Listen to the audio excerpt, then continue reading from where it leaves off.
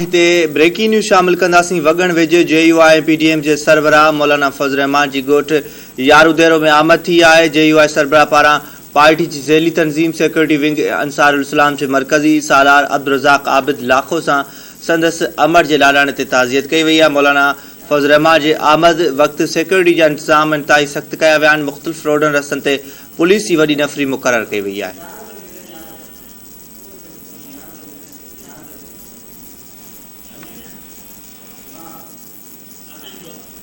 Breaking news अवं share कयूं पिया। वगण वेझो JUI PDM जे सरबराह मौलाना फज़ल रहमान जी ॻोठ यारूदेरो में आमद थी आहे। JUI सरबराह पारां पार्टी जी ज़ैली तंज़ीम सिक्योरिटी विंग अंसारुल इस्लाम जे मरकज़ी सालार अब्दुल रज़ाक आबिद लाखो सां संदसि अमर जे लाॾाणे ते ताज़ियत कई वई आहे। मौलाना फज़ल रहमान जे आमद वक़्तु सिक्योरिटी जा इंतज़ाम इंतहाई सख़्त कया विया आहिनि। मुख़्तलिफ़ रोडनि रस्तनि ते पुलिस जी वॾी नफ़री मुक़ररु कई वई आहे।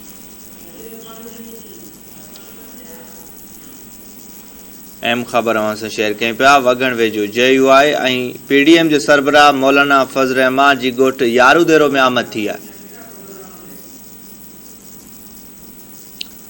अवां खे आगाह कयूं पिया। JUI सरबराह पारां पार्टी जी ज़ैली तंज़ीम सिक्योरिटी विंग अंसारुल इस्लाम जे मरकज़ी सालार अब्दुल रज़ाक आबिद लाखो सां संदसि अमर जे लाॾाणे ते ताज़ियत कई वई आहे।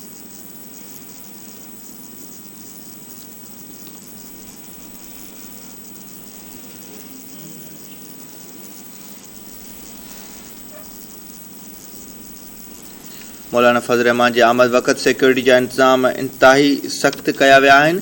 मुख़्तलिफ़ रोडनि रस्तनि ते पुलिस जी वॾी नफ़री मुक़ररु कई वई आहे।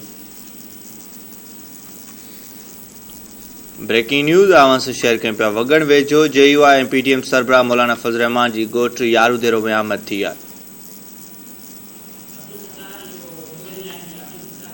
इन हवाले सां अपडेट मालूम कंदासीं। वगण मां अब्दुल सत्तार मुगेरी असां सां टेलीफोन लाइन ते मौजूदु आहे। आगाह कजो इन हवाले सां।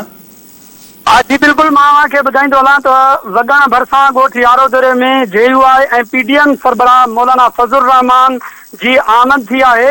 JUI सरबराह पारां पार्टी जे ज़ैली तंज़ीम सिक्योरिटी विंग अंसारुल इस्लाम जे मरकज़ी सालार अब्दुल रज़ाक आबिद लाखो सां संदसि अमर जे लाॾाणे ते ताज़ियत करे संदसि ॾुख जो इज़हार कयो।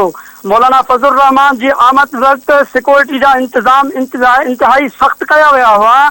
मुख़्तलिफ़ रोडनि रस्तनि ते पुलिस जी वॾी नफ़री पिणु मुक़ररु कई वई हुई। मौलाना फज़ल रहमान मीडिया जे नुमाइंदनि सां का बि ॻाल्हि ॿोल न कई। मौलाना फज़ल रहमान JUI सिंध जो जनरल सेक्रेटरी अल्लामा राशिद ख़ालिद महमूद सुमरो, मौलवी गुल मोहम्मद इनकलाबी, कारी मोहम्मद उस्मान मुगेरी ऐं ॿिया साणसि गॾु हुया। जी ठीकु आहे, वॾी महिरबानी तफ़सील ॾिना।